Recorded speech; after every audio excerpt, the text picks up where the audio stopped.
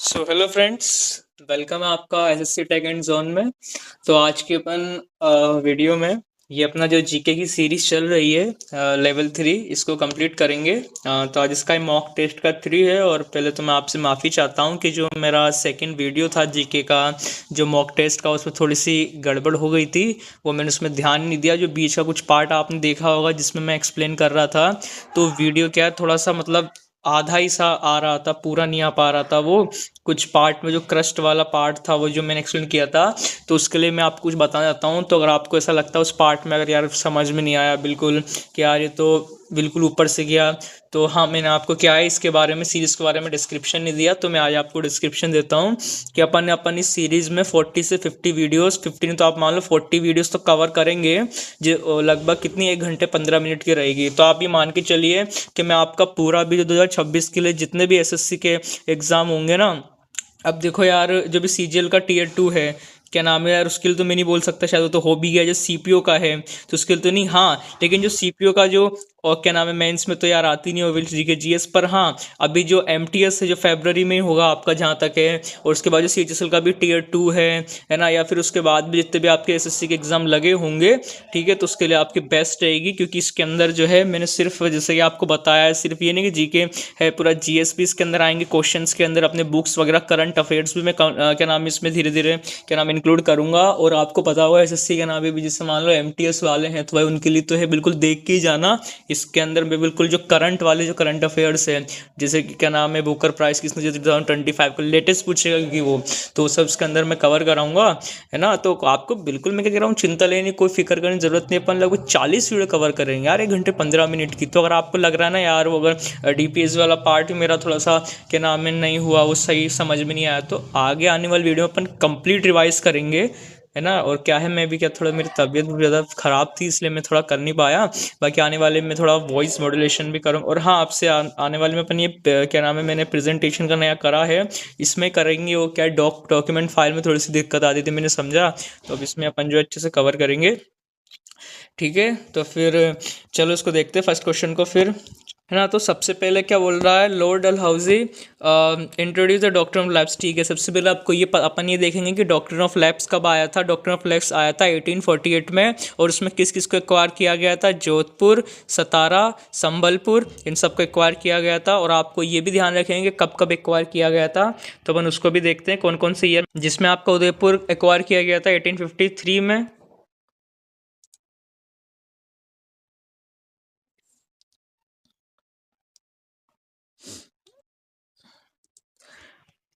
और एक और चीज़, आप जो डॉक्ट्रिन ऑफ लैब्स को सब्सिडरी लाइन से बिल्कुल भी वो मत करना, क्योंकि वो आया था आपका सब्सिडरी लाइंस कब आया था आपका 1798 में, ठीक है।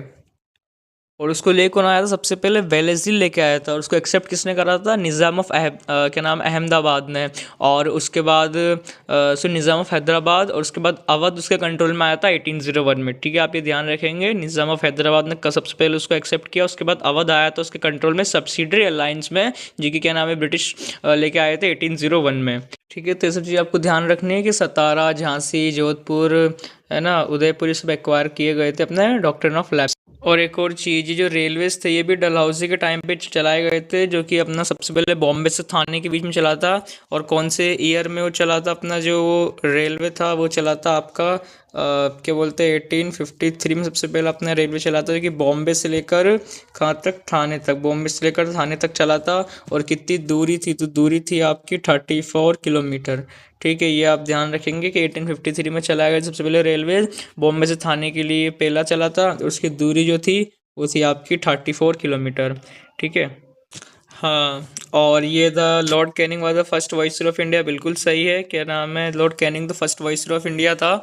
और अपना जो आप ये भी देखेंगे 1857 की रिवोल्ट के बाद जो अपना 1858 का जो गवर्नमेंट ऑफ इंडिया एक्ट आया था, क्या गवर्नमेंट ऑफ इंडिया जो अपना एक्ट आया था उसमें क्या नाम है, ये अपना गवर्नर जनरल ऑफ बंगाल, क्या गवर्नर जनरल क्या बना दिया गया था अपना, क्या बोलते हैं वाइसरॉय ऑफ इंडिया बना दिया गया था। और उसमें फर्स्ट वाइसरॉय ऑफ इंडिया कौन था, अपना लॉर्ड कैनिंग ही था, ठीक है। गवर्नर जनरल ऑफ इंडिया क्या क्या नाम है वाइसरॉय ऑफ इंडिया बना दिया गया था। और लास्ट वाइसरॉय ऑफ इंडिया कौन था अपना, आप मुझे बताएंगे? लॉर्ड माउंटबेटन, अपना इंडिपेंडेंस से पहले, ठीक है, इंडिपेंडेंस के बाद भी वही रहा था लॉर्ड माउंटबेटन, ठीक है। और आप ये भी देखेंगे 58 का जो गवर्नमेंट ऑफ इंडिया एक्ट है उसमें क्या क्या चीज़ों खत्म किया, तो सेक्रेटरी की जो पोस्ट है उसको खत्म किया गया। जो दो दो सिस्टम चल रहा था, बोर्ड ऑफ गवर्नमेंट, ठीक है, उसको भी क्या नाम है उसको खत्म किया गया था। गवर्नर जनरल वाला तो खत्म ही कर दिया गया था, बताओ, तो गवर्नर जनरल ऑफ बंगाल था उसको वाइसरॉय बना दिया गया था, ठीक है। और अपना जो सेक्रेटरी की पोस्ट थी उसको भी खत्म कर दिया। और एक और चीज़, जो पील कमीशन हुआ था उसके अकॉर्डिंग क्या नाम है अपने इंडियन आर्मी में इंडियंस का जो क्या नाम है नंबर था उसको कम किया गया और ब्रिटिशर्स का नंबर बढ़ाया गया, ठीक है, उस एक्ट के अकॉर्डिंग। साथ ही में ईस्ट इंडिया के नाम है जो अपनी कंपनी, ईस्ट इंडिया कंपनी थी ब्रिटिश वालों की, उसको कम्प्लीटली एबोलिश कर दिया गया था। जो एलिजाबेथ क्वीन सेकंड थी उस टाइम में, उन्होंने बोला कि सब अपना बोरिया बिस्तरा बांध के आओ ईस्ट इंडिया वालों को, जो उधर से आए थे ब्रिटिशर्स वाले, तो उनको एबोलिश कर दिया गया ईस्ट इंडिया कंपनी को। उसके बाद कंप्लीट आप ये बोल सकते हो ब्रिटिश रूल ही क्या नाम है हो गया इंडिया पे, ठीक है। और ये क्या बोल रहा है लॉर्ड कर्जन पास, नहीं नहीं गलत, वर्नाकुलर प्रेस एक्ट जो था ये आया था अपना किसके टाइम पे आया था? अरे एक सेकंड, हाँ ये आया था अपना लिट्टन के टाइम पे, लॉर्ड लॉर्ड तो क्या ही बोलेंगे इसको, लिट्टन के टाइम पे आया था। और इसी के साथ एक अपना आया था आर्म्ड एक्ट, जो इंडियन आर्म्ड, अरे यार, हाँ जो अपना इंडियन आर्म्ड एक्ट आया था वो भी लिट्टन के टाइम पर ही आया था, ठीक है। ये चीज़ आप ध्यान रखेंगे। तो ये वाला अपना बिल्कुल गलत हो जाएगा, नहीं, वर्नाकुलर प्रेस एक्ट लिट्टन के टाइम पे आया था। एंड तो अब ये वाला काटो, तो तीसरा काटो आप, ये तीसरा काटो, ये तीसरा काटो, तो ये ए वाला आपका बिल्कुल सही हो जाएगा, 1 और 2 ओनली। और एक और चीज़ आप ध्यान रखेंगे कि ये इल्बर्ट बिल कब आया था? इल्बर्ट बिल आया था अपना 1883 में, ठीक है, 1883 में आया था आपका ये इल्बर्ट बिल। और यही इसके बाद जो, और एक और चीज़ आप ध्यान रखेंगे, कर्जन के टाइम पे क्या हुआ था? तो कर्जन के टाइम पे अपना बंगाल का पार्टीशन हुआ था, अपना बंगाल का पार्टीशन हुआ था। और बंगाल का जो पार्टीशन हुआ था वो कब हुआ था अपना 1905 में, 1905 में अपना बंगाल का पार्टीशन हुआ था, जिसके अंदर बंगाल का 2 पार्ट में डिवाइड कर दिया गया, ईस्ट बंगाल वेस्ट बंगाल। और अपना साथ में ये कब आया था सबसे पहले बंगाल का पार्टीशन की ये डेट 21 जुलाई भी कभी बार पूछ लेता है, वो रखी गई। और इसको जो है 16 अक्टूबर को जो है इसको पार्टीशन कर दिया गया, 16 अक्टूबर में, ठीक है। इसका रीज़न क्या दिया था ब्रिटिशर्स ने कि ड्यू टू एडमिनिस्ट्रेशन रीज़न की वजह से हम बंगाल को, जबकि भाई ऐसा तो कुछ था ही नहीं, जैसे आज आपको नहीं करते अभी एसएससी कर रही थी ना, वो एग्जाम कैंसिल करती है ड्यू टू सब एडमिनिस्ट्रेटिव रीज़न, ये वो फलाना ठिकाना, ठीक है, जबकि कुछ नहीं होता, उनका मैनेजमेंट ही खराब है। एडमिनिस्ट्रेशन क्या रीज़न वैसे बंगाल, क्योंकि आपको पता होगा कि उस टाइम पे जितनी पार्टी बन रही थी, चाहे वो गदर पार्टी हो गई, उस टाइम जितने सेशंस हो रहे थे, उन सब सारी जो अपनी रिवोल्यूशनरी एक्टिविटीज़ थी बंगाल से निकल रही थी। आपको याद हो गोपाल कृष्ण गोखले जी है ना उस टाइम पे, है ना, क्या नाम है, जिन्होंने क्या नाम है breaking the safety wall of theory, सब थ्योरीज भी दी, ठीक है। तो ये सब रेवोल्यूशनरीज के उस टाइम पे बंगाल से निकल रहे थे, ठीक है। तो इसलिए क्या नाम है उसने, और ना एक और चीज़ फिर पूछता है, मतलब ब्रिटिशर्स से जब पार्टीशन कर दिया तो ये भी नहीं, फिर पार्टीशन करने के बाद भी अब 1911 में वापस इसको एन्यूल कर देते हैं, मतलब इसको पार्टीशन को ख़त्म कर देते हैं। जिसमें आपका जब पार्टीशन किया था ना ईस्ट बंगाल और वेस्ट बंगाल, तो इसमें जो ईस्ट वाला था उसमें मेन जो मुस्लिम्स रहते थे जो बांग्ला बोलते थे, और वेस्ट बंगाल में हिंदू रहते जो हिंदू बोलते, सॉरी मैं हिंदू नहीं हिंदी बोलते थे।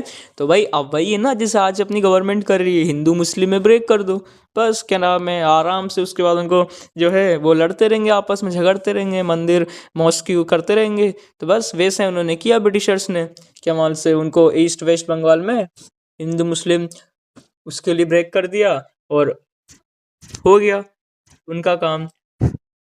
अरे मेरे को तो यार कभी कभी ना ऐसे शर्म आती है एकदम कि यार हमारे पास ऐसे मतलब मिनिस्टर्स बैठे हुए हैं यार, उनको कुछ नॉलेज नहीं है। एक दिन मैंने वो योगी आदित्यनाथ का वीडियो देखा, चलो यार भाई सीधा सा था वो, तो चलो उनके आइडियल हैं, कौन, महाराणा प्रताप जी हैं जैसे, है ना, राणा सांगा जी है। तो वो एक कोई था ना, कोई बेवकूफ़ सा जो बोल रहा था कि राणा सांगा जी तो गद्दार थे, उन्होंने बाबर को इन्वाइट किया। अब भाई जब रियल मिस्ट्री पढ़ोगे तो भाई पता चला कि इब्राहिम लोदी था उसके जो अंकल थे, ठीक है। अब उनका नाम तो इतना मैं याद रखता नहीं हूँ, तो वैसे वो जो क्या नाम अंकल थे उसके वजह से क्या नाम है बताऊंगा आगे। उसने क्या नाम इनवाइट किया था, फिर नाम मोहम्मद मोहम्मद वगैरह तारिक करके, तो उन्होंने बाबर को मैसेज किया था कि तुम आओ। ठीक है, अब उन्होंने कभी हिस्ट्री पढ़ी नहीं होगी, बच्चे क्या नाम है, कभी उन्होंने कभी स्कूल ही नहीं गए होंगे, कॉलेज ही नहीं गए होंगे, तो पढ़ी क्या होगी। तो बस बोल दिया कि राणा, क्योंकि उन्होंने क्या करा होगा, बस उन्होंने एक चीज़ देख ली कि बाबरनामा। अब बाबरनामा तो सबसे ज़्यादा क्या नाम है, अब यार तुम बताओ बाबरनामा किसने लिखी, खुद बाबर ने लिखी। आज तुम हो, अगर तुम अपनी बायोग्राफी खुद से लिखोगे तो क्या तुम अपनी कोई बुराई कोई सच्चाई लिखोगे क्या,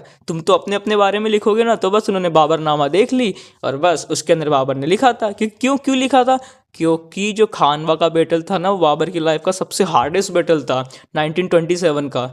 तो इसीलिए तो क्या नाम, चलो बैटल भी अपन याद कर लेते हैं, इससे थोड़ा सा चला आया है। सॉरी 1927 नहीं, 1527 का। तो देखो पानीपत का फर्स्ट बैटल 1526 में हुआ, उसके बाद खानवा का बैटल 1527 में क्या नाम है हुआ था, जो कि बाबर और महाराणा सांगा जी की। और 1528 में हुआ था चंदेरी क्या बैटल, जो कि क्या नाम है बाबर और क्या नाम है मेदिनी रॉय के बीच में हुआ था। ठीक है, फिर इसके बाद 1529 में जो है क्या नाम है बाबर की डेथ हो जाती है। ठीक है, उसके बाद पानीपत का सेकंड बैटल भी आप रिकॉल कर लो, जो कि 1556 में हुआ था, जिसमें अकबर महज 12 साल का था। अकबर था और एक तरफ कौन था, हेमचंद्र विक्रमादित्य। और पानीपत का थर्ड बैटल 1761 में हुआ था। अफगान की तरफ से कौन था, दुर्रानी एम्पायर किंग था मोहम्मद शाह अब्दाली। उधर था क्या नाम है अपने क्या नाम है सदाशिवराव भाऊ और क्या नाम है विश्वास राव।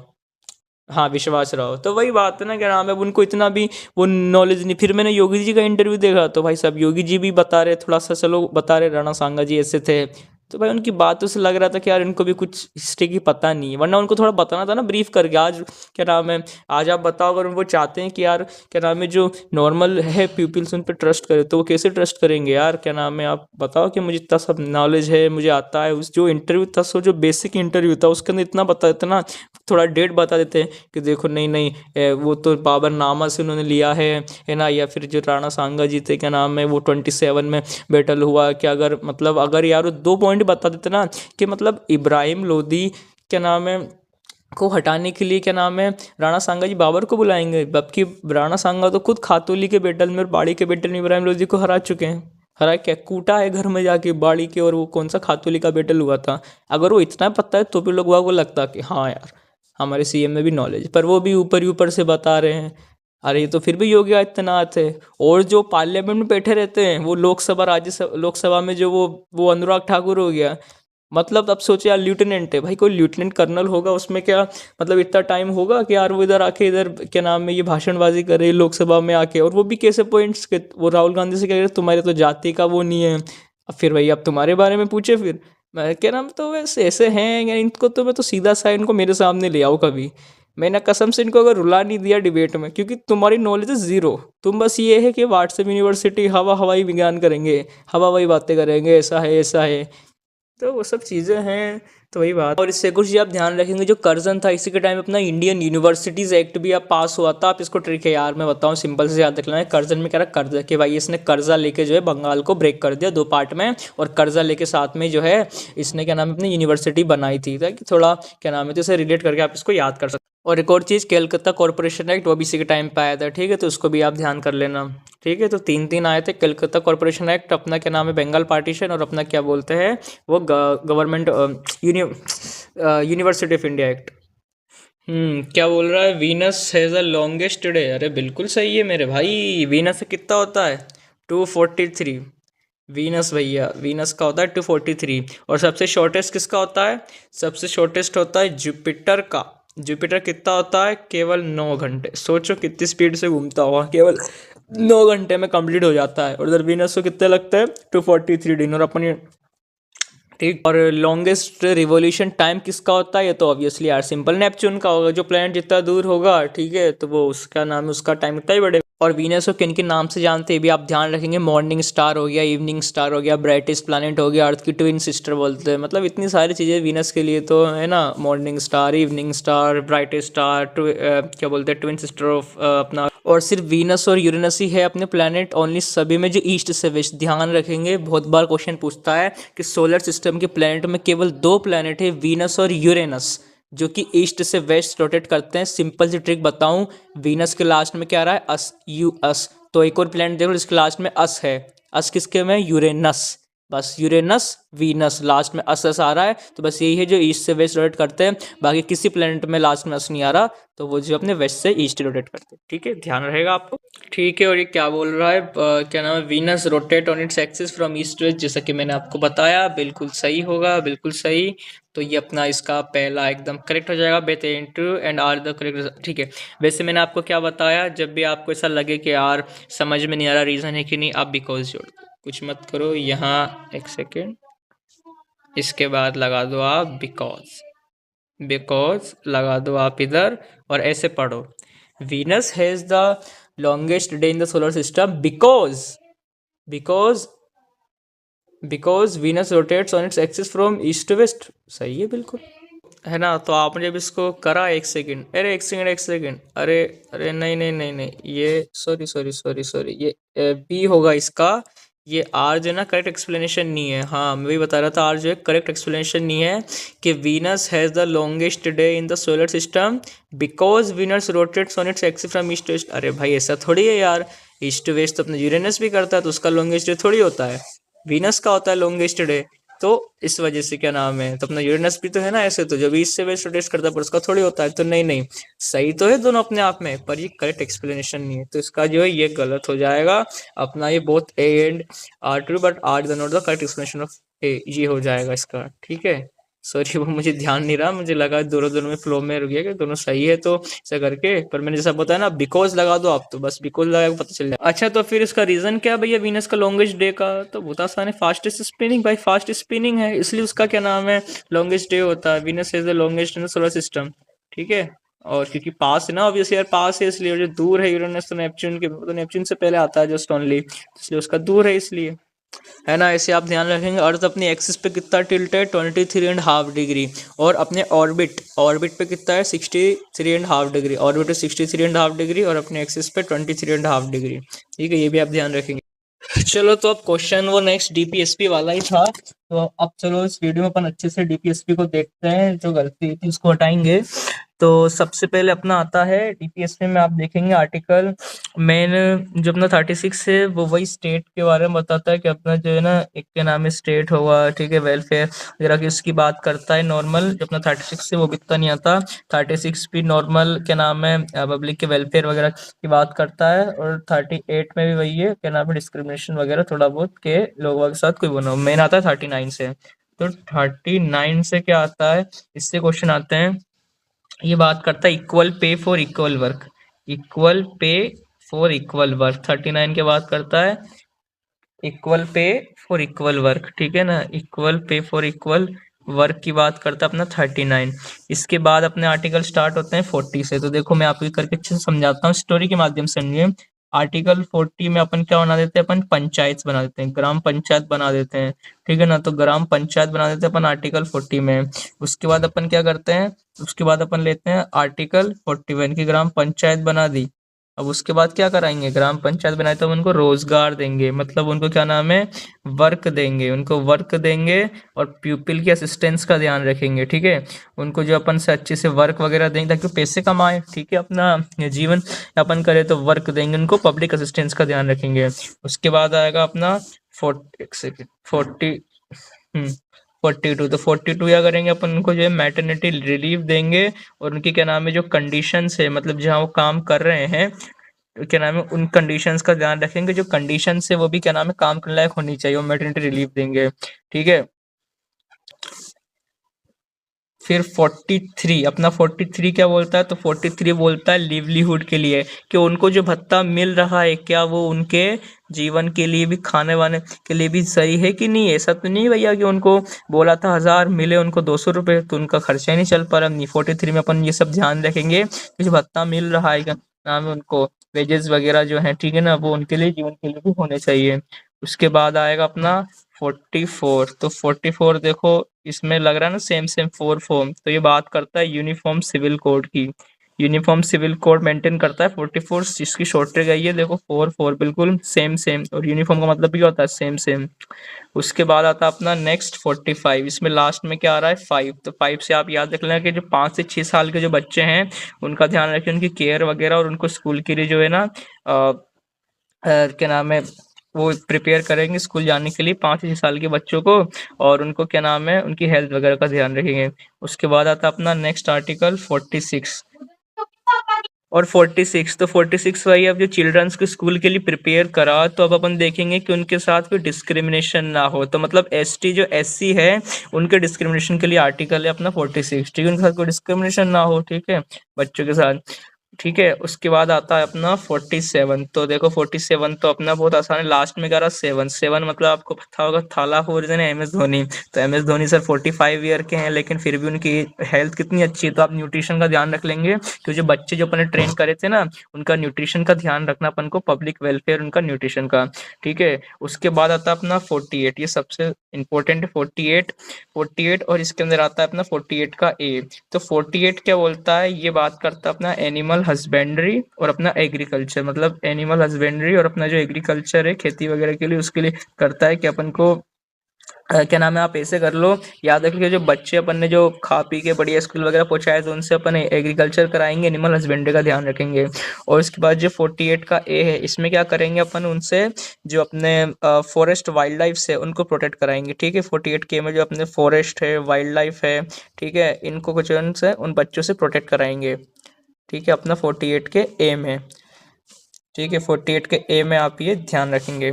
उसके बाद आता है अपना लास्ट आर्टिकल, सॉरी लास्ट नहीं है, 49। अरे एक सेकेंड, हाँ, तो 49 आर्टिकल में क्या है, तो 49 आर्टिकल ये बात करता है अपना कि वो जो बच्चे थे ना, जिनसे अपन ने खेती वगैरह करा ली, अब क्या करेंगे, उनसे अपन कल्चरल जो मोन्यूमेंट्स है, जो अपने कल्चरल मोन्यूमेंट्स है, अपने जो फोर्ट्स हैं, ठीक है, अपने कल्चरल प्लेसेस हैं, उन सबको क्या नाम प्रोटेक्ट कराएंगे, उनको क्या नाम है, उनको सेव कराएंगे। ठीक है ना, उसको क्या नाम मेंटेन करने का काम उनसे कराएंगे। तो 49 में है। उसके बाद आता है अपना 50। तो आर्टिकल 50 क्या बोलता है, तो आर्टिकल 50 अपना बोलता है जो कि अपना जुडिशियरी को स्टेट एग्जीक्यूटिव से अलग रखता है। ठीक है, जुडिशियरी को स्टेट एग्जीक्यूटिव से अलग रखने की बात करता है। और जो आर्टिकल अपना जो 51 है, तो 51 का आप ऐसे याद रख सकते हो कि 51 रुपये का जो प्रसाद चढ़ा के अपन जो है इंटरनेशनल पीस सिक्योरिटी की बात करते हैं, शांति की बात करते हैं अपन, क्या नाम है, 51 रुपये का प्रसाद चढ़ा के इंटरनेशनल पीस और सिक्योरिटी की। ठीक है, और उसके बाद अपने जो है आर्टिकल 52 से अपने प्रेसिडेंट के आर्टिकल चालू हो जाते हैं, उनको मैं अभी आने वाले क्वेश्चन में कवर करूंगा। ठीक है, पर इसकी मैं आपको ट्रिक थोड़ा ऐसे बता दे सकता हूँ कि आप लोग रिकॉल रहे कि प्रेम, किसकी ट्रिक ऐसे थी कुछ, कि प्रेम ट्रेकिंग पर चलना है, ये ट्रेकिंग पर चलना है, सो कम ऑन टाइम। और एक और चीज़ आप रिकॉल करेंगे कि 39 के आर्टिकल में जो 39 का ए है, वो क्या बात करता है, अपना free legal aid to the poor. इसको 42 कॉन्स्टिट्यूशनल अमेंडमेंट से इसको जो है ना ऐड किया गया था। 42 कॉन्स्टिट्यूशनल अमेंडमेंट से 39 के अंदर ए आर्टिकल को, जिसमें फ्री लीगल एड की बात करता है। क्या फ्री लीगल एड अपन क्या देनी है, अपन को फ्री लीगल एड, ये बहुत बार पूछता है, फ्री लीगल अपन को एड देनी है to poor, free legal aid to poor. ठीक है, ठीक है, तो बहुत आसान है, मैंने आपको बताया था 30। अरे एक सेकेंड, ये पीछे का चल जाता हाँ, 39 का आर्टिकल क्या बात करता है, equal pay for equal work. 40 organisation of gram panchayat. 51 का ए आप ध्यान रखेंगे, ये फंडामेंटल ड्यूटी है, जो कि आर्टिकल 51 के ए में आती है। 51 का ए है, ठीक है, फंडामेंटल ड्यूटीज, और कितनी होती है, 10 होती है, ये सब याद रखेंगे। इसके रिगार्डिंग अपन और आगे देखेंगे। सरदार स्वर्ण सिंह कम्युनिटी बनती इंदिरा गांधी के टाइम पे, जिसने उसको 12 रिकमेंड करी थी, उसने 8 रखी थी, फिर उसने 2 अपनी तरफ से ऐड करी, तो टोटल जो है 10 फंडामेंटल ड्यूटीज हो गई। फिर बाद में एक और ऐड करी, तो 11 फंडामेंटल ड्यूटीज आज के टाइम में। ठीक है, तो कमेटी आप याद रखेंगे सरदार स्वर्ण सिंह जिन्होंने इसको बनाया था। और 48 का जो ए है, बिल्कुल इन्वायरमेंट प्रोटेक्शन के लिए। तो बहुत आसान हो गया, ये 1 2 3 4 लो खट से मारा, ये भी नहीं होगा, ये भी नहीं होगा, ये भी नहीं होगा। ठीक है, आसान। तो Neeraj Chopra won the first Olympic gold in athletics, बिल्कुल सही है। जैसे कि अपन ने देखा था करंट अफेयर्स में, कि नीरज चोपड़ा जो है ना, बिल्कुल फर्स्ट जिन्होंने टोक्यो, कहाँ हुआ था, टोक्यो जापान में हुआ था, जिन्होंने गोल्ड लाया था जेवलिन में। और अभी जो रैंकिंग हुई थी उनके अकॉर्डिंग में, जेवलिन थ्रो में नीरज चोपड़ा नंबर 1 है, जिन्होंने रिकॉर्ड सेट किया था एक और 90.5 समथिंग मीटर का, जो इन्होंने लॉन्ग जेवलिन फेंका था, तो उसमें भी टॉप किए थे 90 से 91 मीटर, आप ध्यान रख लेंगे, 90.05 करीबन। तो ये नंबर 1 पे है, ठीक है, टोक्यो ओलंपिक के अकॉर्डिंग। और चीज़ ध्यान रखेंगे आप, ये Rani Rampal India women's Tokyo, अपनी जो वुमेन्स हॉकी की जो वुमेन्स की टीम है वो अपने back to back 2 bronze medal जीत के लाई है अपनी इंडिया के लिए, जो कि सक्सेसफुल टीम है आज तक की, क्या नाम है, अपने पूरे वर्ल्ड में, ठीक है। अपनी जो टोक्यो वुमेन्स टीम है 2 ब्रॉन्ज मेडल बैक टू। और एक और है कि इंडिविजुअल गोल्ड मेडल कौन लेके आए, एक और अगर आप पूछ ले तो 2008 में अभिनव बिंद्रा लेके आए थे बीजिंग में, ठीक है। Abhinav Bindra individual gold medal Neeraj Chopra के बाद, है ना। और PV Sindhu become the India, बिल्कुल सही है, तो ये तो बिल्कुल ऑल ऑफ द अबव हो जाएगा। और आप एक और चीज ध्यान रखेंगे, जो मनु भाकर है उन्होंने अपने, वो अकेली इंडियन है जिन्होंने सेम ओलंपिक्स में 2 मेडल जीते, अकेली इंडियन है जिन्होंने सेम ओलंपिक्स में 2 मेडल जीते हैं, ठीक है, सेम उसमें ओलंपिक्स में 2 मेडल, ठीक है। हाँ, ये आ गया इल्तुतमिश। अरे यार, इसको कितनी बार करेंगे यार, मतलब हर बार आता है कि इल्तुतमिश के नाम में इंट्रोड्यूस द एकता सिस्टम, बिल्कुल सही। दिल्ली सल्तनत में इल्तुतमिश ने क्या नाम है करा था। और उसके बाद आप ये चीज़ ध्यान रखेंगे, इसका राइन कब रहा है इसका, एक के इल्तुतमिश ने जो है इक्ताब सिस्टम, जिसको इक्तदार बोला जाता था, वो पॉइंट किए थे, जो कि क्या नाम है, वो एक पीस ऑफ लैंड दिया जाता था जिनको मुक्ति बोला जाता था। और भी जिसमें क्या करते थे वो लोग, पीस ऑफ लैंड में आर्मी वगैरह को ट्रेन करते थे, कैंप वगैरह को करते थे। और इस एकता सिस्टम को खत्म किसने किया था, इसने किया था अलाउद्दीन खिलजी ने, ठीक है। ठीक है, तो अलाउद्दीन खिलजी क्या मार्केट रिफॉर्म्स के लिए भी जाना जाता है। तो उसने 3 तरह के मार्केट इंट्रोड्यूस करे थे, एक तो ग्रेन्स के लिए था, खाने के लिए, ठीक है, जिसको सिराया मंडी बोला जाता था, एक सिराया आदिल होते थे जो उनके नाम में कंट्रोल करते थे, और एक अपना क्या नाम है, इसने क्लॉथ्स के लिए रखा था। और उस एक और अपना मार्केट रखा था इन्होंने स्लेव्स के लिए, ठीक है। और आप ये सब चीज़ ध्यान रखेंगे कि अलाउद्दीन खिलजी के टाइम पे के क्या नाम है, इसको क्या नाम है, क्या नाम है, सेकंड सुल्तान, क्या नाम है, सेकंड अलेक्जेंडर या सेकंड क्या नाम है, सुल्तान बोला जाता है इंडिया, क्योंकि ये सारे बैटल जीत गया था, ठीक है। और इनके कोर्ट में था, क्या नाम है, अपने कौन, तूतईन, जिनको बोलते हैं, क्या नाम था उनका, अमीर खुसरो, जिसको इन्होंने टाइटल दिया था अलाउद्दीन खिलजी ने, तूते हिंद, जिन्होंने क्या नाम है खड़ी बोली, कव्वाली, तबला, सितार, इन सब का आविष्कार किया था अमीर खुसरो जी ने, ठीक।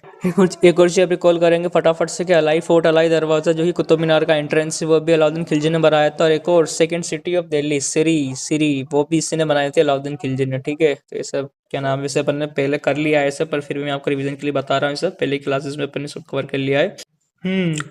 मोहम्मद बिन तुगलक कैपिटल सिटी, तो बिल्कुल सही है, दिल्ली से देवगिरी या दौलताबाद किसने शिफ्ट करी थी, एमबीटी ने, ठीक है। अपना क्या नाम है, स्ट्रेटेजिक क्या रीजन थे रे, ये तो कुछ कर ही नहीं पाया था बेचारा, मतलब जो भी करता था, इसके जो एडमिनिस्ट्रेशन थे वही भूसले खा जाया करते थे, मतलब जो भी इसने काम करे सब में इसको क्या नाम, पागल सुल्तानी बोलते हैं, फूल्ड क्या नाम है, एम्परर सुल्तान भी इसको बोला जाता है। इसका राइन तो इतना पावरफुल रहा भी नहीं था, इसके बाद तो फिर आराम से फिरोज शाह तुगलक और गयासुद्दीन तुगलक ने उसको निपटा दिया था, है ना। तो इसके बारे में ज़्यादा पढ़ना भी नहीं होता एमबीटी के लिए तो। और इसने एक और कराची एक्सपेडिशन किया था, वो भी ऑब्वियसली फेल है, सब फेल हुआ उसके टाइम पे, ना, कराची एक्सपेडिशन भी फेल हुआ उसका, ठीक है। तो इसका ऑल ऑफ द वो, हाँ ऑल ऑफ द वो होगा, एक सेकंड, अपन तो नेक्स्ट पे है ना। हाँ, तो इसका भी ऑल ऑफ द होगा, बिल्कुल सही है, अपने सारे के सारे, ओके। और आप चीज़ ध्यान रखेंगे, पिरामिड ऑफ एनर्जी किसने था, लैंडमोन ने, कुछ और नहीं सोचेंगे, मैं लैंडमोन बोल रहा हूँ, तो पिरामिड ऑफ एनर्जी जो है ना लैंडमोन ने दिया था। और और सबसे पहले पिरामिड का कॉन्सेप्ट किसने दिया था। और एक और चीज़ आप ध्यान रखेंगे कि एनर्जी हमेशा क्या नाम है नीचे से ऊपर की तरफ ही जाएगी, क्या नाम है, कभी ऐसा नहीं होगा कि ऊपर से नीचे की ओर आ जाएगी, हमेशा ऊपर नीचे से ऊपर की ओर जाएगी हमेशा, ठीक है ना। हमेशा ये जो क्या नाम है, कभी भी ये डाउनवर्ड नहीं होगा, क्या नाम, हमेशा ऑलवेज अपराइट, क्या नाम है, बनने का इसका जो पिरामिड होगा। और एक और चीज़ ध्यान रखें, सबसे ऊपर कौन होगा अपना, सबसे नीचे कौन होंगे अपने प्रोड्यूसर्स यानी प्लांट्स, सबसे नीचे होंगे अपने प्रोड्यूसर्स यानी प्लांट, उसके ऊपर होंगे प्राइमरी कंज्यूमर, फिर सेकेंडरी, फिर टर्शरी कंज्यूमर, ऐसे अपनी चेन बढ़ती जाएगी, ठीक है। और प्लांट्स में कौन होंगे अपने ऑटोट्रॉप्स, और उनके ऊपर होंगे हेटरोट्रॉप्स, जिनको प्राइमरी कंज्यूमर बोलेंगे, ठीक है ना, ऑटोट्रॉप्स। और आप ध्यान रखें कि हमेशा इसका पिरामिड हमेशा ऑलवेज अपराइट बनेगा, सीधा बनेगा, कभी उल्टा नहीं बनेगा। और आप बताओ, फादर ऑफ इंडियन इकोलॉजी किसको बोलते हैं, रामदेव मिश्रा को। और जो टर्म इकोलॉजी वो किसने दिया था, एजी टांसले ने दिया था, ठीक है ना, टर्म इकोलॉजी। और इकोसिस्टम किसने दिया था, हंस हैकल ने, ठीक है। और एक और है कि ओनली 10% ही एनर्जी का ट्रांसफर होगा एक लेवल से दूसरे लेवल में, ठीक है, इससे ज़्यादा एनर्जी का ट्रांसफर नहीं होगा। क्या बोल रहे थे, बायोमास से टर्शरी कंज्यूमर लेवल, बताओ सही गलत? अरे गलत है भाई, टर्शियरी में कैसे होगा? सबसे ज्यादा बायोमास तो अपना प्राइमरी वाले में होगा, प्रोड्यूसर्स में होगा भाई। नीचे से एनर्जी जा रही ऊपर की ओर तो घटती हुई जा रही है, तो भाई टर्शियरी तक तो थोड़ा सा ही बायोमास बचेगा ना, समझ में आ रहा है ना आपको? ठीक है, तो टर्शियरी तक तो थोड़ा सा बायोमास बचेगा। तो भाई ये तो बिल्कुल गलत ही है यार, तो गलत ही है, तो बस आपको कुछ देखने की जरूरत ही नहीं है। ये ए इज फॉल्स और अपना जो है ना आर इज ट्रू हो जाएगा। ठीक है, और क्या बोल रहा है? एनर्जी ट्रांसफर बिटवीन ट्रॉफी बिल्कुल सही है। ठीक है, तो यही है। अरे एक सेकंड। क्या बोल रहा? Indo Greeks introduce bilingual coins. ओहो, बायोलिंगुअल कॉइन्स इंट्रोड्यूस करे थे यार, मेरे को तो कुछ ऐसा याद नहीं आ रहा यार। मेरे को तो याद आ रहा है शायद गोल्ड कॉइन्स इंट्रोड्यूस करे थे इन्होंने दे। और ये थे the first who came to India, not invaded India. Invade नहीं किया था इन्होंने, क्या करा था, ये आए थे इंडिया में ट्रेड वगैरह करने के लिए, ये मुगल से इन्वेड नहीं किया था। ठीक है, इंडो ग्रीक्स इन्होंने क्या है, गोल्ड कॉइन्स इंट्रोड्यूस करे थे, बायोलिंगुअल कॉइन्स इंट्रोड्यूस नहीं करे थे इन्होंने इंडो ग्रीक्स। और सबसे फेमस कौन था इसमें? मिलिंद, क्या नाम है, इनको मियांडर के नाम से जानते हैं। मिलिंद पन्नों के अंदर उसका एक डायलॉग भी लिखा हुआ है, नागसेन, नागसेन के साथ। क्या नाम? मिलिंद पन्नों में उसका डायलॉग लिखा हुआ है। एक सेकंड रुकना। क्या बोल रहा भैया? चलो थोड़ा फर्स्ट वाला हटा देते हैं थोड़ा देर के लिए, अगर आपको नहीं आ रहा था याद। The Shunga dynasty was a major pattern, बिल्कुल सही है भैया। शुंगा डायनेस्टी का कौन था फाउंडर? पुष्यमित्र शुंग था भैया, जिसने किसको हराया था? बृहद्रथ मौर्य को हराया गया था, मारा था, असासिनेट किया था, जो कि लास्ट एम्परर था मौर्य डायनेस्टी का। ठीक है, और बिल्कुल सही था, ब्राह्मिकल ट्रेडिशन वगैरह फॉलो करते थे शुंगा डायनेस्टी के वाले जो है पुष्यमित्र शुंग था। क्या बोल रहा भैया? और अपना, हाँ एक और चीज आप जानेंगे, पतंजलि जो थे शुंगा डायनेस्टी पुष्यमित्र शुंग के कंटेम्प्रेरी थे, जिन्होंने महाभाष्य लिखी थी। और उसके बाद क्या बोल रहा है? Kanva ruled longer than Mauryas. अरे यार, कि क्या है मतलब है? तुमको लगता है कि क्या कन्वा ने मौर्याज से ज्यादा रूल किया होगा?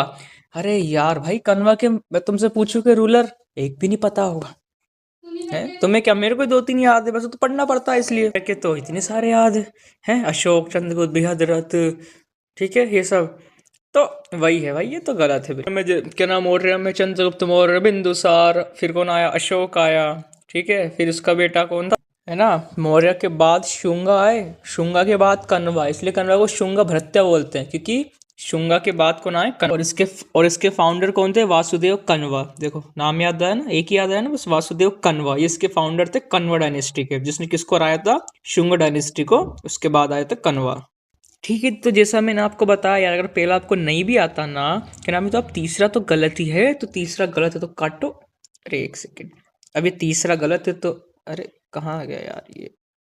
हाँ, अब तीसरा आपका गलत है तो ये काटो, ये काटो, ये काटो, ओनली आपको बचेगा ओनली 1 and 2 ओनली। ठीक है, तो आपको अगर फर्स्ट नहीं भी था तो भी आप कहीं ना कहीं कर सकते हो इसको। ठीक है, और ये कन्वा जो थी बिल्कुल, उन्होंने 50 साल रूल करा था यार, ये तो ज़्यादा हो ही नहीं सकता। जो मौर्यंस थे उन्होंने कितना रूल किया था? आप ये मान सकते हो लगभग 200 साल करीबन रूल था, क्योंकि लास्ट बृहद्रथ था और फर्स्ट चंद्रगुप्त था, तो उसके बीच में भी क्या नाम है, बहुत सारे आए। इनफैक्ट अशोक के बाद भी बृहद्रथ के बीच में बहुत सारे आए, जब वो अशोक क्या नाम है बुद्धिस्ट काउंसिल बट गए थे, हीनयान, महायान, उसके बाद भी जाके, समझ रहे हो? अब तो बहुत 300 साल था लगभग, और भी ज़्यादा ही था। और एक और चीज़ आपको इंडो ग्रीस के बारे में पता होना चाहिए कि इनके बाद में कौन आए थे, अपने शाकास, कुशान्स, और फिर बाद में कौन आए थे? अपने पार्थियंस आए थे। और कनिष्क कौन थे? अपने कनिष्क कुषाण डायनेस्टी के रूलर थे। ठीक है, तो ये सब आपको पता होना चाहिए इंडो ग्रीक्स के बारे में भी, इनके बाद कौन कौन आए हैं। ठीक है, चिंता मत करो, बाकी आप मैं कवर करूँगा। सॉरी, मैं क्या है थोड़ा सा बोल देता हूँ, मैं से आप सोचते होंगे कि यार आप सर इतना बता रहे हो कि ये पता होना चाहिए, आपने पढ़ाया तो है नहीं। तो सॉरी, मेरा मतलब ये अभी आने वाले लेक्चर में अपन सब धीरे धीरे कुषाण डायनेस्टी, शाका डायनेस्टी, चालुक्यास, पूरा अभी तो साउथ का बचा है, चेरा, चोला, चालुक्य, पूरे अपने पल्लव वगैरह सब कवर करेंगे, सब चिंता मत करो। ओके, नेक्स्ट क्वेश्चन अपना फिजिक्स है, मेरा फेवरेट, चलो करते हैं। तो क्या बोल रहा है भैया? Current is the rate of flow of charge, बिल्कुल सही है, बिल्कुल सही होगा भैया। Resistance is cross sectional, okay, in the conduct, sorry conductor है, कंडक्ट नहीं है, कंडक्टर है। ठीक है, तो इनको अपन थोड़ा सा देखते हैं कि अपना सबसे पहले तो अपन चार्ज के बारे में देखते हैं। तो अपना चार्ज क्या होता है? आई बराबर क्या होता है अपना? Q/T, Q/T होता है अपना आई बराबर। तो अपना ये क्या होता है? चार्ज, इसको अपन ऐसे भी लिख सकते हैं, चार्ज की यूनिट क्या होती है? कूलाम, और अपन में टाइम की यूनिट क्या होती है अपनी? सेकेंड। तो नेट चार्ज फ्लोइंग थ्रू क्या नाम, unit section in unit time, तो अपन वो भी अपना जो है क्या हो जाएगा? अपना करंट हो जाएगा। करंट की यूनिट क्या होती है अपनी? एम्पियर। तो A बराबर Q/S भी वो लिख सकता है, आप इस चीज़ का ध्यान रखेंगे। और रेजिस्टेंस का फॉर्मूला कि रेजिस्टेंस बराबर क्या होता है, रेजिस्टेंस बराबर होता है अपना रो L अपॉन ए। ये रो क्या है, ये रो यहाँ पर रजिस्टिविटी, इसको क्या बोलते हैं रजिस्टिविटी, और ये एल क्या, ये अपना लेंथ ऑफ वायर, और ये ए क्या, ये अपना एरिया ऑफ क्रॉस सेक्शन, ये है अपना एरिया ऑफ क्रॉस सेक्शन। ठीक है, एक और चीज आप ध्यान रखेंगे कि रजिस्टेंस की यूनिट क्या होती है, ओहम। ओहम रजिस्टेंस की यूनिट होती है, और जो अपनी रजिस्टिविटी होती है, रजिस्टिविटी, उसकी यूनिट क्या होती है, उसकी यूनिट होती है अपनी ohm metre. Ohm metre unit होती है रजिस्टिविटी की। और रजिस्टिविटी जो होती है ना, वो इंडिपेंडेंट होती है अपनी किसी भी क्या नाम है, ये एरिया क्रॉस सेक्शन वगैरह फिजिकल कंडीशंस के। ओनली रेजिस्टेंस डिपेंड करता है इनके क्या नाम है, एरिया अपना area of cross section, length of wire हो गया, ठीक है, इन सब के। इसके बाद देखते हैं अपना electric potential is scalar quantity. बिल्कुल सही, इलेक्ट्रिक पोटेंशियल स्केलर क्वांटिटी है, where is electric field is vector quantity. बिल्कुल सही। देखो इलेक्ट्रिक पोटेंशियल क्या होता है, the amount of work done to bring a net charge from a point to क्या नाम है, फ्रॉम इनफाइनाइट पॉइंट टू दूसरा पॉइंट फाइनाइट पॉइंट, या फिर ए पॉइंट से दूसरे पॉइंट के लिए जितना वर्क डन लग रहा है वो अपना इलेक्ट्रिक पोटेंशियल है। और अपनी जो इलेक्ट्रिक फील्ड है, और ये अपनी इलेक्ट्रिक फील्ड क्या होती है, इलेक्ट्रिक फील्ड ई बराबर क्या होता है अपना formula, F upon Q node, F upon Q, मतलब कि किसी नेट चार्ज पर कितना फोर्स लग रहा है सभी डायरेक्शन से, इधर से इधर से इधर से कितना फोर्स लग रहा है। ठीक है, तो वही अपना क्या होती है, इलेक्ट्रिक फील्ड होती है। जो एफ चार्ज कितनी इलेक्ट्रिक फील्ड जनरेट कर रहा है, ऐसे मान लो इधर चार्ज रखा हुआ है, उसके आसपास कितनी इलेक्ट्रिक फील्ड ये सब जनरेट हो रही है, वही अपनी क्या होती है, इलेक्ट्रिक फील्ड होती है। और इलेक्ट्रिक फील्ड से आप ध्यान रखते हो, इलेक्ट्रिक फील्ड लाइंस भी होती है, इलेक्ट्रिक फील्ड लाइंस होती है, एक मैग्नेटिक फील्ड लाइंस होती है। इलेक्ट्रिक फील्ड लाइंस क्या होती है, ओपन क्या नाम है सर्किट में निकलती है, सॉरी ओपन लूप बनाती है, ऐसे ऐसे ऐसे ऐसे इलेक्ट्रिक फील्ड लाइंस। और अपनी जो ये मैग्नेटिक फील्ड लाइंस होती है, ये अपने से एक सेकेंड, ये अपने से क्लोज्ड लूप बनाती है, ऐसे ये मैग्नेट के अंदर ऐसे क्लोज्ड लूप बनाती है, इलेक्ट्रिक फील्ड लाइन से बाहर की ओर निकलती है, बिल्कुल एकदम बाहर की ओर। ठीक है ना, तो ये भी आप थोड़ा सा देख लेंगे electric field line magnetic field lines के बीच में, ज़्यादा आता तो नहीं है ये। ठीक है, सारे सही होंगे ये तो। ठीक है, करंट अफेयर क्वेश्चन आ गए, थोड़ा आप इनको ध्यान से देखेंगे। सातवीं राज अरे यार कहाँ चला यार, सातवीं राज रंजकरम रेड्डी एंड चिराग शेट्टी वोन इन इंग्लैंड ओपन 2003। बिल्कुल बात सही है, इंग्लैंड ओपन जो हुआ तो अपने 2025 में उसको चिराग शेट्टी और सातवीराज रंजकर रेड्डी ने जीता था। Doctor Vasudev Jha received the Padma Bhushan, ये देखो भैया आ गया, अरे यार एक सेकेंड, पद्म भूषण आप ध्यान रखेंगे, contribution for environmental law, environment के लिए पद्म भूषण किनको मिला, अपने डॉक्टर वसुधा झा को याद रखेंगे। और Nobel Peace Prize 2025 was awarded for the breakthroughs in AI regulation. अरे नहीं भाई ये तो गलत है, एआई रेगुलेशन के लिए तो है ही नोबेल पीस प्राइज। ठीक है, तो ये तो नहीं, तीसरा गलत है, एक सेकेंड, नोबेल पीस प्राइज, हाँ नहीं नहीं सही है बिल्कुल, तीसरा आपका गलत होगा, नोबेल पीस 2025 का वो एआई रेगुलेशंस के लिए नहीं मिला है। ठीक है, तो आपका 1 और 2 ओनली होगा, बाकी सब, बाकी आपका तीसरा वाला गलत है, इसको आप अच्छे से देखना। ठीक है, तो तीसरा गलत होगा और बाकी आपके फर्स्ट और सेकंड सही है। ठीक है, इस चीज़ का आप ध्यान रखेंगे। ग्रेफाइट कंडक्ट्स द इलेक्ट्रिसिटी, एक सेकेंड, हाँ, graphite conducts the electricity while diamond not, बिल्कुल सही है भाई, ग्रेफाइट दोनों दोनों ही एलोट्रोप है कार्बन के, पर दोनों में बहुत डिफरेंस है, ग्रेफाइट कंडक्ट करता है इलेक्ट्रिसिटी को पर कार्बन नहीं करता। तो ऐसा क्यों है, ऐसा इसलिए क्योंकि ग्रेफाइट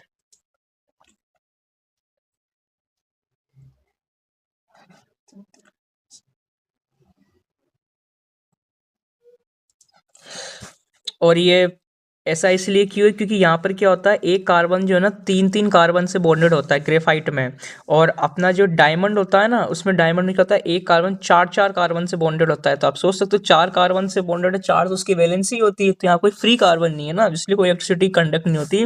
और ग्रेफाइट में जो है ना अपने जो है यहाँ पर ना एक फ्री कार्बन मिल जाता है उसको, इसकी वजह से वो इलेक्ट्रिसिटी को कंडक्ट कर पाता है। ठीक है, इस चीज़ का आप ध्यान रखेंगे। और एक और चीज़ ध्यान रखेंगे कि ग्रेफाइट का स्ट्रक्चर कैसा होता है, ग्रेफाइट का अरे यार, ग्रेफाइट का स्ट्रक्चर होता है अपना लेयर्ड, क्या ग्रेफाइट का अपना स्ट्रक्चर कैसा होता है, लेयर्ड स्ट्रक्चर होता है, ठीक है, लेयर्ड। और अपना डायमंड का कैसा होता है, डायमंड का अपना टेट्राहेड्रल, डायमंड का कैसा टेट्राहेड्रल, टेट्राहेड्रल होता है। और ग्रेफाइट का अपना लेयर्ड स्ट्रक्चर होता है, ठीक है, ध्यान रखेंगे इस चीज़ को भी।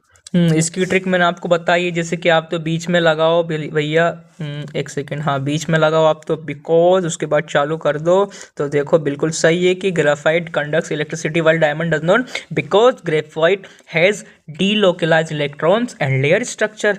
भाई बिल्कुल सही, उसके पास एक फ्री इलेक्ट्रॉन होता है ना, इसलिए तो कर पाता है। तो इसका पहला बिल्कुल सही होगा, both A and true R correct and are the correct explanation of A, ठीक है। चलो आ गया question, GDP at factor cost excludes indirect tax include.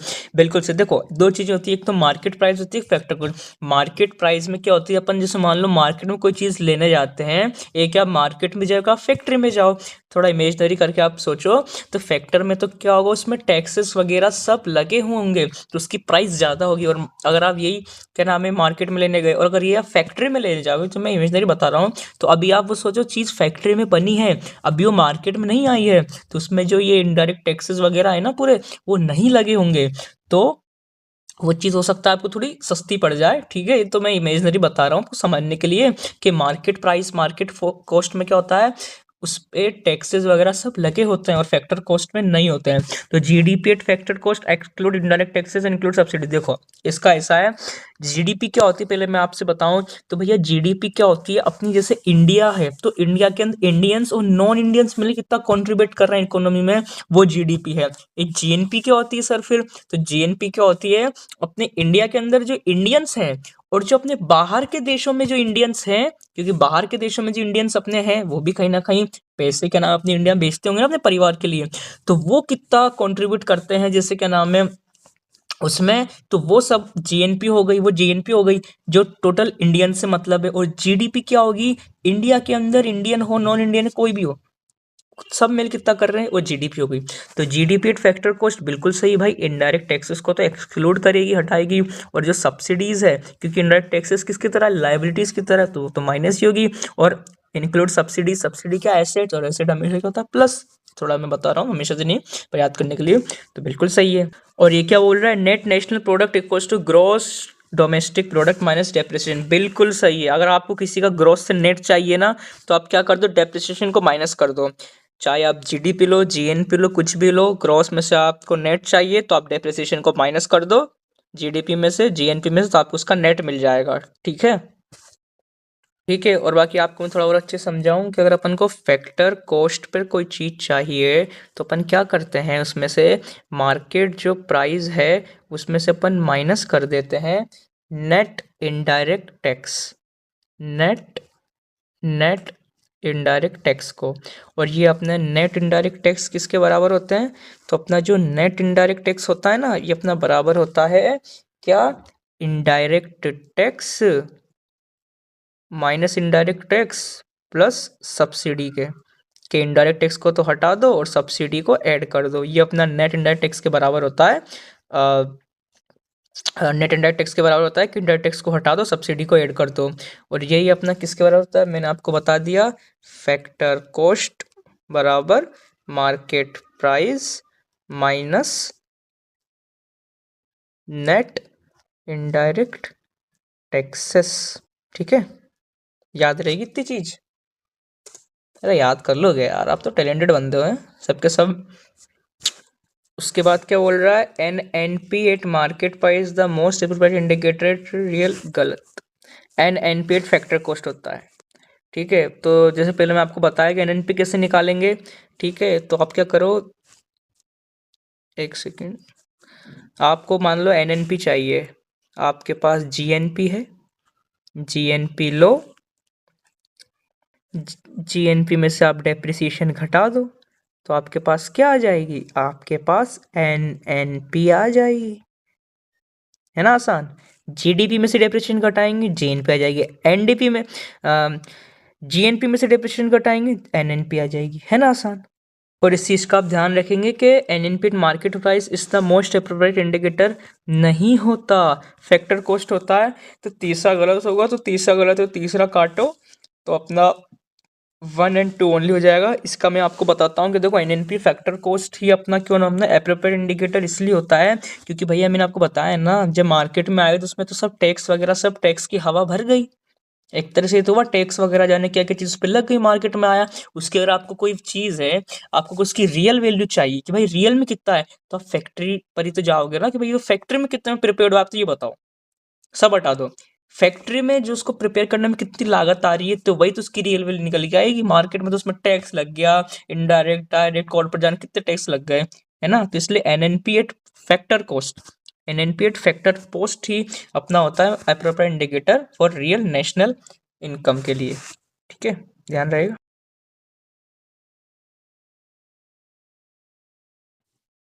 ठीक है, तो फिर नेक्स्ट क्वेश्चन को देखते हैं। The prime minister is appointed by the president under article 75। बिल्कुल सही है। देखो आर्टिकल 75 है, कितने क्लॉज है इसके अंदर? 6 क्लॉज हैं। पहला क्लॉज क्या बोलता है कि जो अपना प्राइम मिनिस्टर है उसको अपॉइंटमेंट कौन करेगा? प्रेसिडेंट। और बाकी जो मिनिस्टर्स है उनका भी अपॉइंटमेंट कौन करेगा? प्रेसिडेंट करेगा, पर किसकी एडवाइस पर? प्राइम मिनिस्टर की एडवाइस पर। ठीक है। और दूसरा क्या बोलता है कि जो 75 का क्लोज 2 है वो बोलता है कि प्राइम मिनिस्टर प्रेसिडेंट के प्लेजर का ध्यान रखेगा, मतलब उसकी प्लेजर तक उसको सर्व करेगा, और बाकी ये कैबिनेट के जो मिनिस्टर्स है वो भी। ठीक है, प्रेसिडेंट के जो प्लेजर का मतलब कलेक्टिवली उसको रिस्पॉन्सिबल होंगे। ठीक है, सेकंड क्लॉज बोलता है। और 75 का क्लॉज 3 क्या बोलता है कि इसी कलेक्टिवली रिस्पॉन्सिबिलिटी है टुवर्ड्स द लोकसभा या फिर lower house of the parliament. ठीक है, क्या नाम है, कलेक्टिव रिस्पॉन्सिबिलिटी लोकसभा। तो देखो ये तो क्या नाम है क्लॉज 3 के अंदर है। और 75 का क्लोज 4 आप रिकॉल करेंगे, जब तक मैं आपको 6 बताता हूँ। 6 क्या बोलता है? सैलरीज अलाउंसेस की बात करता है प्रेसिडेंट को कि 5 लाख पर मंथ से स्टार्ट होगी। प्राइम मिनिस्टर कितने से स्टार्ट होगी? 2,75,000 से। ठीक है, 75 क्लोज 6 बात करता है सैलरीज की। ठीक। और पांचवा क्लॉज क्या बोलता है कि आप 6 महीने तक बिना किसी हाउस का मेंबर रहे आप मिनिस्टर बन सकते हो, लेकिन सिर्फ 6 मंथ तक। उसके बाद अगर आपको मिनिस्टर बनना है, कोई भी से पद चाहिए, तो आपको किसी हाउस का मेंबर होना पड़ेगा, इधर लोकसभा या राज्यसभा। ठीक है, ये 75 का क्लोज 5। और 75 का क्लोज 4 क्या बोलता है? ये बोलता है अपना ओथ रेफर्मेशन की, कि प्राइम मिनिस्टर को शपथ दिलाएगा कौन? प्रेसिडेंट। ठीक है ना, कि प्रेसिडेंट को जो है ना, सॉरी, प्राइम मिनिस्टर को शपथ कौन दिलाएगा? अपना प्रेसिडेंट। ठीक है, ये हो गया क्लोज 4। ठीक है, तो इसके बेसिस पे अपना ये सेकंड वाला तो गलत ही हो जाएगा। ये जो अपना जो कैबिनेट, ओ सॉरी, इसमें थोड़ी सी मेरे से गलती हो गई। इसमें जो अपना थर्ड है ना, ये थर्ड अपना स्टार्ट होता है कहाँ से, मैं आपको बताऊं, एक सेकेंड। ये थर्ड आपको दिख रहा है, ministers hold office in the pleasure of president, तो ये थर्ड यहाँ से स्टार्ट है। बिल्कुल सही है थर्ड। और अपना यहाँ पर जो है ना सेकंड वाला गलत होगा, the cabinet is collectively responsible to the president. नहीं भैया, जो कैबिनेट होता है ना वो कलेक्टिवली रिस्पॉन्सिबल किसको? उसको नहीं होता। अरे यार एक सेकेंड, जो कैबिनेट होता है वो कलेक्टिवली रिस्पॉन्सिबल होता है टू द लोअर हाउस, यानी लोकसभा। लोकसभा को रिस्पॉन्सिबल होता है जो अपना कैबिनेट होता है ना, कलेक्टिवली रिस्पॉन्सिबल, वो प्रेसिडेंट को नहीं होता। इस चीज का आप भी ध्यान रखेंगे। मैंने देखा उस बार स्टूडेंट गलती कर देते हैं इसमें, जल्दी में जल्दी मार देते हैं। ये तो सही है बिल्कुल कि prime minister is appointed by the president, article 75 में बिल्कुल बात करता है। ठीक है, और पर ये गलत होगा सेकंड वाला। सेकंड काटो, सेकंड काटो, तो आपका ये हो जाएगा सही। तो ठीक है, तो मिनिस्टर्स होल्ड ड्यूरिंग द, ये तो मैंने आपको बता ही दिया कि मिनिस्टर्स होल्ड करेंगे of during the pleasure of president, जब तक प्रेसिडेंट को प्लेजर चाहिए। ये वो वाला प्लेजर नहीं है जो आप सोच रहे हैं, दूसरा वाला प्लेजर है। हाँ, उससे भी आप रिलेट करके उसको आराम से कर सकते हो कि देखो आजकल यही तो है, मिनिस्टर क्या नाम है, जिसको चाहिए उसको बना देते हैं। अपने नरेंद्र मोदी जी भी हैं, क्या नाम, इधर से वो बिहार में वो है। ठीक है, क्या नाम है, नीतीश है, ये है वो है, उसको बना रहे अपनी इच्छा से। तो ठीक है, वो सब चीज़ है ना। तो वही इसमें collectively responsible to the president. ठीक है, और साथ ही में आप मेरे को कमेंट बताएंगे कि लोकसभा कौन सा आर्टिकल में है और राज्यसभा कौन सा आर्टिकल में है। ठीक। तो क्या बोल रहा था? Sangam text is considered as a secular nature. ठीक है भाई, यार अपन को नहीं पता, ऐसे मान के चलते हो, अपन को इसके बारे में ज़्यादा पता नहीं है। ठीक है, अब ये क्या बोल रहा है? They were written by the court poets to glorify the Mauryan empire.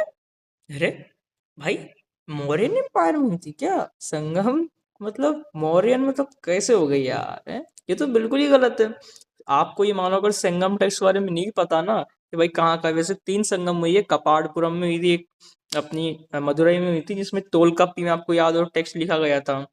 पर फिर भी आपको इतना तो पता हो क्या, तो विजयनगर एम्पायर के रूलर से एसोसिएटेड है। मौर्यन में मौर्यन तो नहीं है भैया, तो मौर्यन नहीं है तो काटो फिर इसको, और क्या। लेकिन ठीक है, तो आप फिर आराम से इसको काट सकते हो कि अपना आर तो क्या है, फॉल्स है। तो तो इसका ये वाला हो जाएगा, A is true but R is false, यानी अपना बी वाला। ठीक, चलिए नेक्स्ट देखते हैं। हाँ, क्या चंपारण इंडिगो, ठीक है। चंपारण आप मुझे बताएं कौन सी ईयर में हुआ था? इंडिगो कल्टीवेशन के लिए हुआ था, जिसको गांधी जी गए थे। गांधी जी का इसको फर्स्ट मूवमेंट बोल सकते हैं। ये हुआ था चंपारण अपना 1917 में। 1917 में अपना हुआ था चंपारण, ठीक है, आप ध्यान रखेंगे। और गांधी जी इंडिया कब आए थे? तो गांधी 1915 को इंडिया आए थे, जिस दिन अपन एनआरआई यानी क्या नाम, प्रवासी भारतीय दिवस को अपन क्या नाम है मनाते हैं उस दिन को। ये आप चीज़ आप ध्यान रखेंगे 1915। और एक और चीज़ आप ध्यान रखेंगे कि गांधी जी या जिन्ना की कोई पॉलिटिकल गुरु की बात करें तो आपको नाम याद होना चाहिए, गोपाल कृष्ण गोखले। गोपाल कृष्ण गोखले जो कि गांधी जी और साथ में जिन्ना के पॉलिटिकल गुरु थे, जिन्होंने एक सोसाइटी बनाई थी, उसका नाम था, या पार्टी बनाई थी, सर्वेंट्स ऑफ इंडिया। ठीक है, सर्वेंट्स ऑफ इंडिया सोसाइटी बनाई थी, और कौन सी ईयर में बनाई थी ये आप मुझे कमेंट बताएंगे। और हाँ, एक और चीज के, ये पहला सिविल डिसोबीडियंस मूवमेंट किसको बोलते हैं गांधी जी का? तो आपको याद रखना, जब 1970 में चंपारण हुआ है ना, इसको ही गांधी जी का पहला सिविल डिसोबीडियंस मूवमेंट भी बोलते हैं। ठीक है, इसको याद रखना क्योंकि ये आपके CHSL मेंस और CGL मेंस में पूछा गया था 2024 में। ठीक, तो चंपारण किस लिए हुआ था? कि चंपारण क्या था कि ब्रिटिशर्स ने बोल रखा था कि तीन कटिया सिस्टम के ऊपर था कि आपके लैंड के 3/4 पार्ट पे आपको इंडिगो नील खेती करनी पड़ेगी। अब नील क्या करता था, आपने पढ़ा होगा हिस्ट्री में भी, कि वो पूरी सॉइल की फर्टिलिटी को कम कर देता था। उसकी वजह से क्या है, फिर साल में एक ही फसल हो पाती थी, और वो भी अल्टरनेट, जैसे इस साल हो गई तो अगले साल जो है फिर एक साल बाद।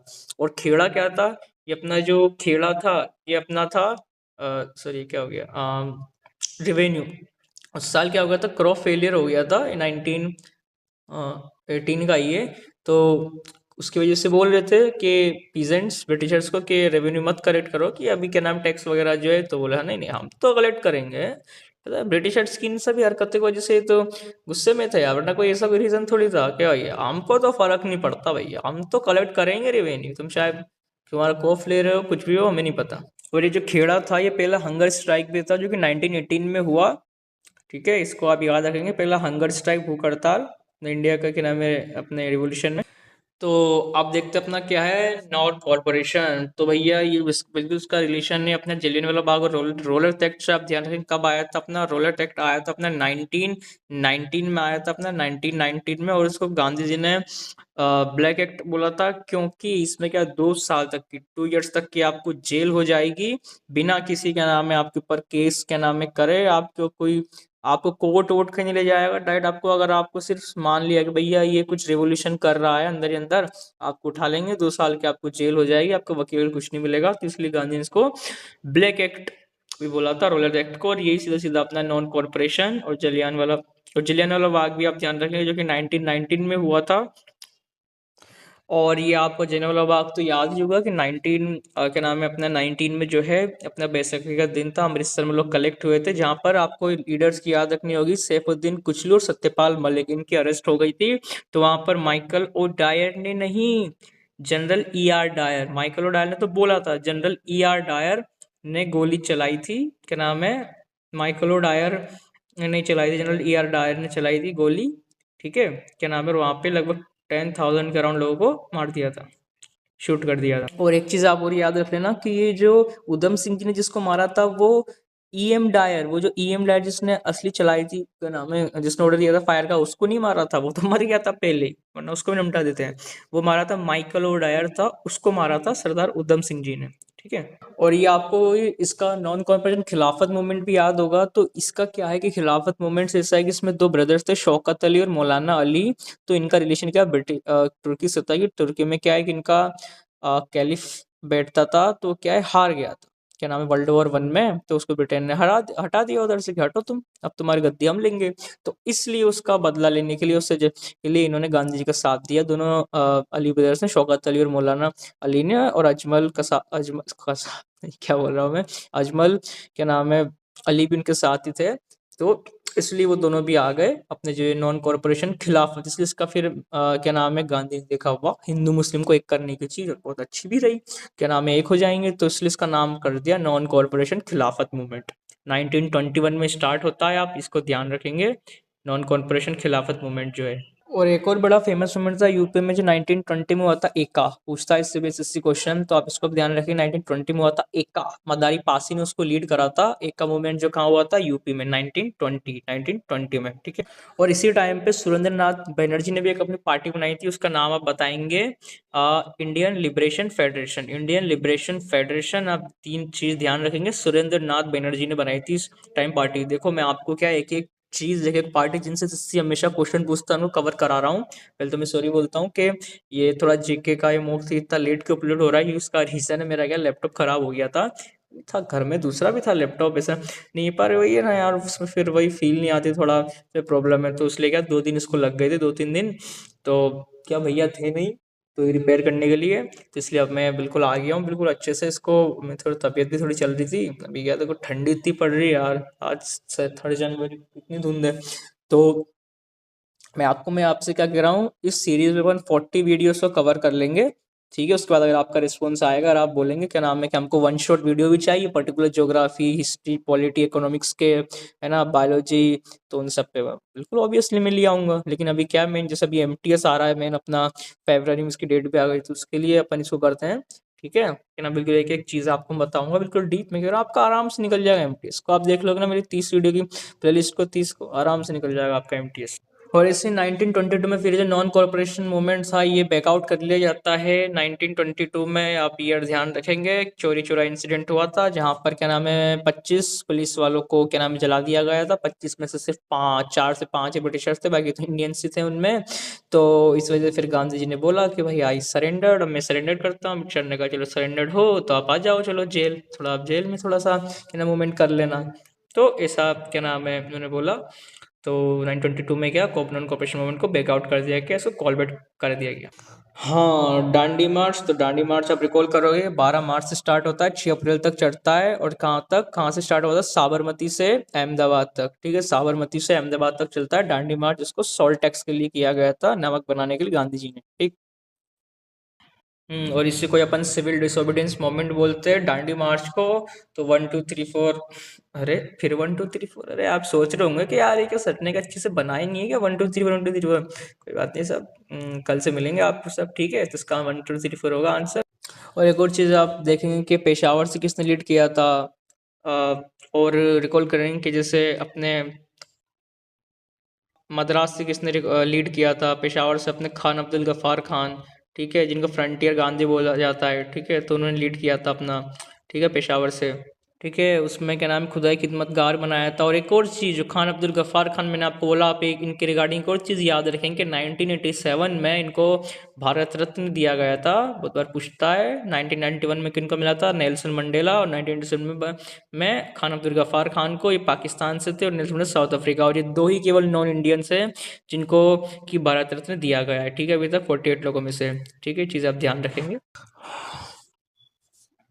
ओके, तो यहाँ पर आप कैपिटल और अपना एक्सपेंडिचर, इससे आप रिकॉल करेंगे।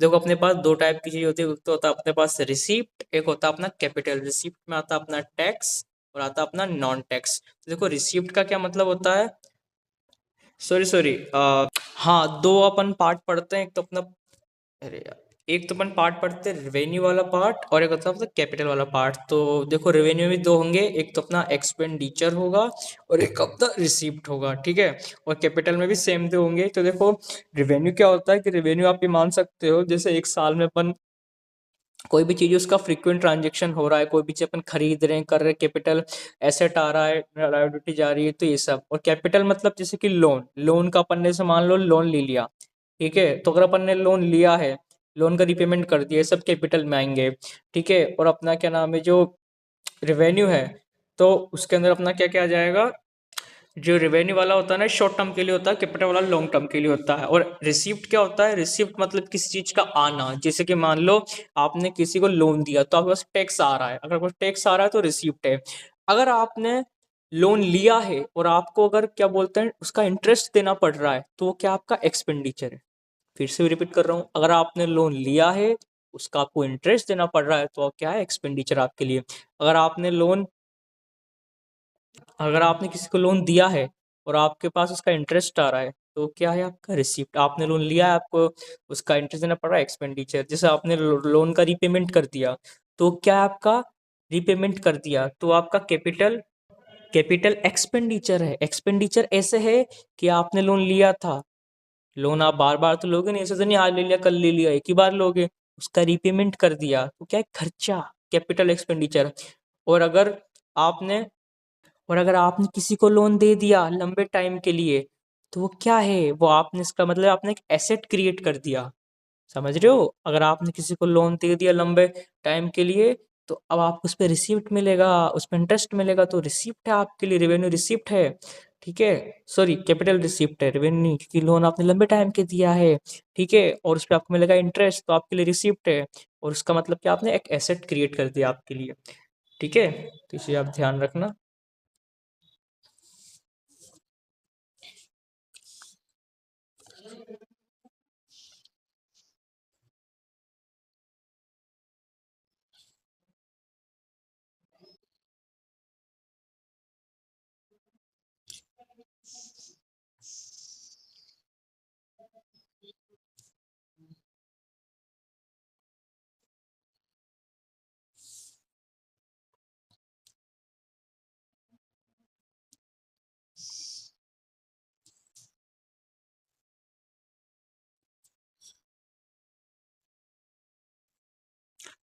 और एक और चीज, ये पीएफ जो सूर्य घर योजना है, अच्छा तो ये आपका एक सेकंड, अभी तो अपन आए नहीं।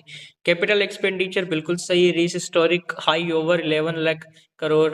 और उसके बाद क्या है ये, थोड़ी सॉरी थर्ड वाला थोड़ा मिक्स हो गया, उसके बाद देख लेंगे। PM Surya Ghar Yojana offer subsidy for rooftop solar to 1 crore homes. बिल्कुल सही, जिसमें क्या है, कब लॉन्च हुई थी ये, क्या नाम है, 2024 में इसको लॉन्च किया गया है। और इसके अंदर क्या बोला गया है कि जो सोलर पैनल्स लगाते हैं उनको सब्सिडी दी जाएगी, जबकि रियल में ऐसा कुछ नहीं भैया। हमारे सोलर पैनल लगता है, कोई ना सब्सिडी ज़्यादा वगैरह ज़्यादा मिलती नहीं है ना। ठीक है, तो ये सब स्कीम्स का ऐसा ही है, क्या नाम, गवर्नमेंट की थोड़े टाइम के लिए होता है, फिर बाद में बस वो हो जाता है काम। इनको काम पड़े बस, जब तक दे दो, जब तक वोट चाहिए, फिर इसके बाद चलते बनो, कोई मतलब नहीं। ठीक है, और लास्ट वाला क्या कह रहा था, physical deficit target was increase beyond the FRP limit. बिल्कुल सही है, तो आपके तीनों के तीनों सही होंगे तो लगभग हो जाएगा। एफआरबीएन का आप मेरे को फुल फॉर्म बताएंगे कमेंट सेक्शन में। चलो अब तक नेक्स्ट। क्या बोल रहा है, हॉर्नबिल नागालैंड में, बिल्कुल सही है। देखो नागालैंड के फेस्टिवल्स कैसे याद रखते हैं कि नाग बोल रहा है गुफा में कि हे नागिन इधर आओ और मेरे पास आके मुंह डाल के नीचे शक्कर खाओ। शक्कर बोल रहा हूँ, शक्कर, कुछ और मत समझना आप, है ना। नाग बोल रहा है नागिन को, आप इधर आके शक्कर खाओ मेरे साथ नीचे मुंह डाल के। ठीक है, ठीक है, तो मुंह डालो यानी मुंह से क्या हो गया अपना, मुआत्सुन। मुआत्सुन, देख रहे हो आज राइटिंग कैसे आ रही है भाई, सब ठंड की वजह से हाथ ऐसे जाम हो गए हैं।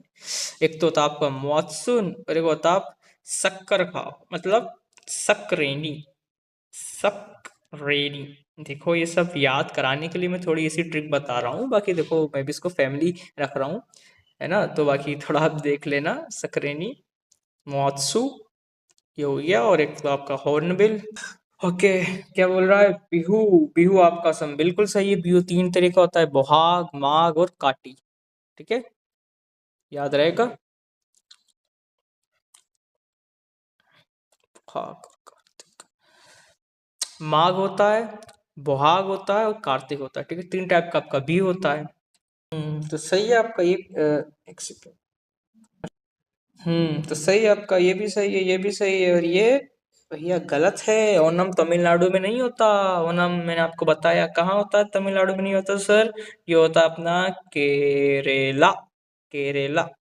इसकी ट्रिक मैं आपको बताऊं तो ये है कि ओनम से आप याद रखना कि आप याद रखना ना, पूनम, पूनम कोई भी, पूनम का मतलब क्या होता है? चांद। अगर आपको चांद जैसा एकदम रूप चाहिए भैया, मतलब आपको गोरा चिट्टा होना है अगर, तो आपको क्या, कड़ी कड़ी यानी करेला खाना पड़ेगा। आपको कड़वी सब्जियां खानी पड़ेंगी। करेला हो गया, ठीक है, ये सारी सब्जियां आपको, बीटरूट्स वगैरह सब खाने पड़ेंगे। अगर आपको पूनम जैसा अगर चेहरा चाहिए, यानी चांद जैसा अगर चेहरा चाहिए बिल्कुल क्लीन, तो आपको करेला खाना पड़ेगा। ओके, याद रहेगा आपको ये सब चीज। और तो अपना जो है क्या हो जाएगा इसका, 1 and 2 ओनली। अरे यार, एक तो सड़क बहुत जल्दी जाता है यार। 1 and 2 ओनली हो जाएगा आपका, 3 हो जाएगा आपका गलत। देखो, अगर आपको याद है ना कि देखो तीसरा नहीं होगा तो कितना आसान, देखो ये काटो, ये काट दिया, ये काट दिया, तो 1 and 2 पर थोड़ा मुश्किल होता है चीज, मैं मानता हूँ। तो कोई बात नहीं, ठीक है, आप ध्यान रखेंगे धीरे धीरे।